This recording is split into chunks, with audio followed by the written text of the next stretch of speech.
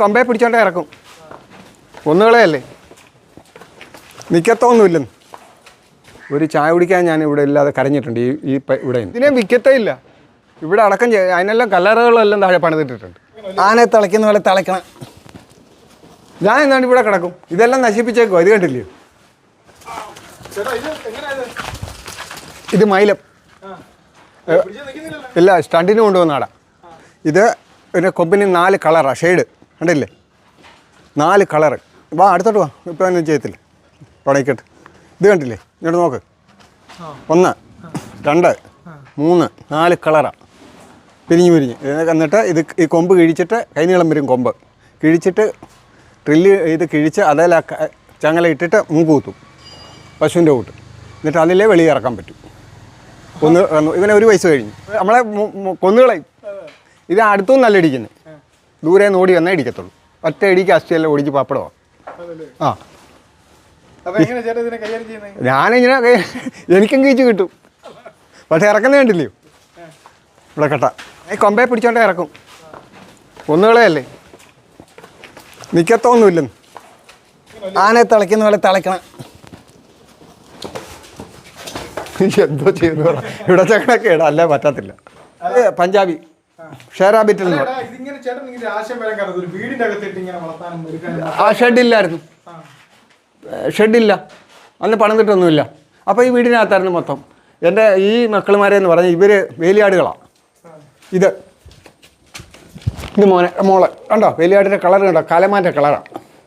വേലിയാടിനെ ഈ പെരയ്ക്ക് 12 പേരായിരുന്നു മൊത്തം ഇതിനകത്തിട്ടാണ് വളർത്തി. ഇപ്പോൾ ഷെഡ് അടിച്ചായിട്ടുള്ള തന്നെ വെളിയിലിറക്കി, എന്നാലും കയറും. എൻ്റെ മക്കളാണ്, എൻ്റെ മക്കളെ പോലെയല്ല, എൻ്റെ മക്കൾ തന്നെ. അത് ഞാൻ പണത്തിന് വേണ്ടിയല്ല, കൊടുക്കും, വിൽക്കാതിരിക്കാൻ പറ്റത്തില്ല, ന്യായമായിട്ടുള്ള വില മേടിക്കും. അതെനിക്ക് തന്നേ അറവുകാർക്കില്ല. കുട്ടികളെ അവരെ കൊടുക്കാൻ പറ്റില്ലല്ലോ, വളർത്തുകാർക്കേ പറ്റൂ. പിന്നെ അവരെന്തോ കൊണ്ട് ചെയ്യുന്നതെന്ന് ഞാനിപ്പോൾ എന്തോ പറയാൻ പറ്റുന്നത്. ഇതൊരു കുട്ടിക്ക് 15,000 രൂപ വിലയാണ് ഈ ഒരു കുട്ടിക്ക് കൊടുത്തിട്ടേക്കുന്ന. ഇത് പിന്നെ പർപ്പസാരിയുടെ മോനാണ്, ആൺകുട്ടിയാണ്. ഈ വീട്ടിൽ ഞാനേ ഉള്ളൂ. പിന്നെ അമ്മ അപ്പുറത്താണ്. എൻ്റെ ചേട്ടന്മാർ 2 പേരുണ്ട്, ഒരു അനിയനും ഒരു ചേട്ടനും. 50 പശുവുണ്ട്, ബീക്കോട്ടയിൽ. ഇപ്പം നിർത്തിയേക്കുവാണ്. ഞാൻ എന്താണ് ഇവിടെ കിടക്കും. ഇതെല്ലാം നശിപ്പിച്ചേക്കോ. ഇത് കണ്ടില്ലയോ, വാ. എൻ്റെ ഡബിൾ കോട്ട് കട്ടയിലില്ല, ഈ കട്ടിലെല്ലാം എടുത്ത് അതിൻ്റെ അകത്ത് കിടപ്പുണ്ട്. ഇതെല്ലാം ആട് നശിപ്പിച്ച ഇതെല്ലാം പരിപാടി. ഇത് കണ്ടില്ലേ, ഇത് കണ്ടു കഴിഞ്ഞാൽ ഭയങ്കര രസമാണ്. ഇത് കണ്ടോ, ആട് നശിപ്പിച്ചിട്ടാണ് ഇത് സെറ്റ് പെരക മൊത്തം. ഞാനിവിടെ കിടക്കുന്നത്. ആ ഡേ, ഇവരോട് എനിക്ക് അടങ്ങാത്ത ഇവരില്ലേ, എനിക്ക് ഭ്രാന്ത് പിടിക്കും. ഞാൻ 3 ദിവസം ഇപ്പോൾ വയനാട്ടിൽ പോയി താമസിച്ചിട്ട് വന്നതാണ്. പക്ഷേ എനിക്ക് അവിടെ ഒരു ദിവസം പോലും ശരിക്കും ഉറങ്ങാൻ പറ്റിയിട്ടില്ല. കാര്യം ഒരാളെ ഏൽപ്പിച്ചിട്ടാണ് പോയത്. കിടക്കുന്നേ കണ്ടോ ചേട്ടൻ, ഒന്നും ഇല്ലാത്തവനൊന്നുമല്ല. പക്ഷേ എനിക്കങ്ങനെ നല്ല വൃത്തിക്ക് നടക്കാൻ പറ്റില്ല. കാര്യം ഇവരുടെ പുറകെ തോല് പോകണം, ഇവർക്ക് ആഹാരം കൊടുക്കണം. 24 മണിക്കൂർ ഇതേ ഉള്ളൂ, മറ്റു പരിപാടിയൊന്നുമില്ല. ന്യായമായിട്ടുള്ള വിലയ്ക്ക് ഞാൻ ആൾക്കാർക്ക് കൊടുക്കും. ഉറക്കം 1:30 ആവും രാത്രി. ആ അവർക്കെല്ലാം രാത്രിയല്ല, ഞാൻ 1:30 ആയി കഴിഞ്ഞായിരിക്കും എണ്ണിക്കുന്നത് 8-8:30 ആവും. ഇത് പുജിരി, രാജസ്ഥാനിൻ്റെ ബ്രീഡ് മോള.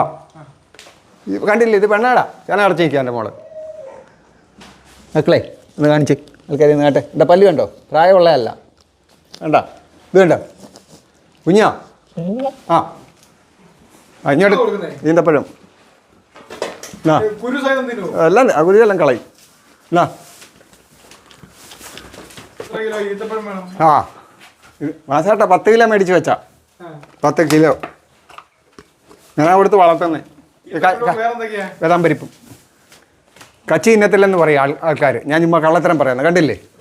കച്ചി തീർന്നു, കെട്ടുകണക്കിന് മേടിക്കണ്ട, മൊത്തം തീർന്നു. എൻ്റെ പൊന്നു മോനാ, എൻ്റെ മക്കളാ. ആടെ ചോദിച്ചു കഴിഞ്ഞാൽ ചേട്ടാ അങ്ങനെ കൊടുക്കാനുള്ള മനസ്സുണ്ടോ? ഇതിനെ വിൽക്കത്തേ ഇല്ല. ഇവിടെ അടക്കം അതിനെല്ലാം കല്ലറകളെല്ലാം താഴെ പണിതിട്ടിട്ടുണ്ട്. ആ വിൽക്കാനുള്ളവനല്ല. ഇനി നിധി തരാമെന്ന് പറഞ്ഞാൽ 85,000 രൂപ പറഞ്ഞു, കൊടുത്തില്ല. കൊടുക്കാനാന്ന് എനിക്ക് കൊടുക്കല്ലോ, കൊടുക്കത്തില്ല, കിട്ടത്തില്ല. ഇത് അത് ഇവിടെ ജനിച്ച മോനെ, ഇതാടാടാ. എൻ്റെ പേര് വിജയൻ. ഊന്നി പൈനാവൺ തേക്കുമല. നാട്ടിൽ ആരുടെ അടുത്ത് വന്ന് ചോദിച്ചാലും അറിയാം. ഈ നാട്ടിൽ എവിടെ ചോദിച്ചാലും എന്നെ അറിയാം.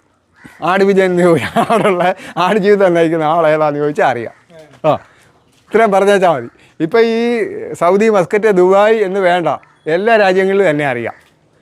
സായിപ്പന്മാർ വരെ വിളിക്കുന്നുണ്ട്, അതിൽ കൂടുതൽ വേണ്ടല്ലോ.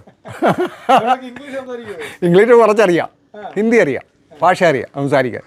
അപ്പോൾ ഇതിനെ പോയി കൊണ്ടുവരാൻ വേണ്ടിയാണ് എനിക്ക് ആടുകളെ. പക്ഷേ സാമ്പത്തികം നിന്ന് സഹായിക്കാൻ എനിക്കാരുമില്ല. ഞാൻ എല്ലാവർക്കും കൊടുക്കത്തുമില്ല. അറക്കാനൊന്നും എന്നാൽ ഞാൻ കൊടുക്കില്ല. അമ്മൂട്ടം നിൽക്കുന്ന എനിക്ക് വേണേൽ കൊടുത്ത് കാശ് 85,000 രൂപ പറഞ്ഞാണ്, പൈസ അല്ല. എനിക്ക് സാമ്പത്തികമായിട്ട് ഒരു കുന്തവും ഇല്ല. അത് വേറൊരു കാര്യം. ഉണ്ടായിരുന്നു, കാറ്, ജീപ്പ്, ബൈക്ക് ഇതെല്ലാം ഉണ്ടായിരുന്നു. അത് വേറെ നശിച്ചു പോയി, പോട്ടെ. അതേപ്പറ്റി ഇനിയും പറഞ്ഞേ, ഭാര്യയും മക്കളും ഒക്കെ ഉണ്ടായിരുന്നു, എല്ലാം പോയി. അപ്പോൾ ഇതാണ് എൻ്റെ ജീവിതം. അതിനുശേഷം പഠിച്ചു. ജീവിതം എന്താ, കൂട്ടുകാരാണ് എന്നെ ചതിച്ചത് മൊത്തം. എൻ്റെ കൂടെ നിന്നാൽ സാമ്പത്തികം ഉണ്ടാക്കി. അവർ നന്നാട്ടെ, എനിക്ക് അതിനകത്തൊന്നും ഒരു കയറുമില്ല. പക്ഷേ എന്നെ കാണുമ്പോൾ ഒരു ചായ കുടിക്കാൻ ഞാൻ ഇവിടെ ഇല്ലാതെ കരഞ്ഞിട്ടുണ്ട്. ഇവിടെ നിന്ന് എൻ്റെ അമ്മ ഒരു പശുവിനെ തന്ന്, കായംകുളത്തുള്ള ഒരു സാറാണ് എനിക്ക് വണ്ടി എടുക്കാൻ SI ശൗര്യയിൽ വെച്ച് പരിചയപ്പെട്ട അദ്ദേഹമാണ് 50,000 രൂപ വരും. 5 മാസം കഴിഞ്ഞാൽ കൊടുക്കുമെന്ന് പറഞ്ഞു, തിരിച്ചും കൊടുത്തു. എൻ്റെ അച്ഛനെ പോലെ സ്നേഹിക്കുന്ന ആ മനുഷ്യൻ അവരെ മക്കൾക്ക് പോലും കൊടുക്കാതെ എനിക്കിവിടെ കൊണ്ടുവന്ന് 50,000 രൂപ. SI റിട്ടയർഡായി, ഇപ്പോഴും വിളിക്കും. എൻ്റെ അച്ഛനെ പോലെ കാണുന്ന അങ്ങനെയാണ് ജീവിതത്തെ ജീവിക്കണമെന്നൊരു തോന്നലുണ്ടായി. അന്നേരം ഇവരിലേക്ക് അങ്ങായിപ്പോയി. ഇനി ഇവരില്ലാതെ പറ്റത്തുമില്ല. ഇത്രയേ ഉള്ളൂ കാര്യങ്ങൾ. നേരെ വാ നേരെ പോവും. ചതി ചെയ്ത് ഒരു സാധനത്തിനെ കൊടുക്കില്ല. അതുകൊണ്ടാണ് ഞാൻ പിടിച്ചിരിക്കുന്നത്. അല്ലാത്തവനെല്ലാം പൂട്ടിക്കെട്ടി. പക്ഷേ ഇത് കൊണ്ടുവരാൻ, ഇതുപോലുള്ള ആടുകളെ കൊണ്ടുവരാൻ എനിക്ക് ഇത് കണ്ടില്ലേ, കൊണ്ടുവരാനുള്ള സാമ്പത്തികം മുടക്കി തരാൻ എനിക്ക് ആരുമില്ല. ഇവരാണ് എൻ്റെ മക്കൾ. അതാണ് ഞാൻ കള്ളത്തരം അല്ലെങ്കിൽ ചതു കാണിക്കില്ല. നേരെ വാ നേരെ പോവും. കൊള്ളാത്തതിനെ കൊണ്ടുപോകണ്ടെന്ന് പറയും.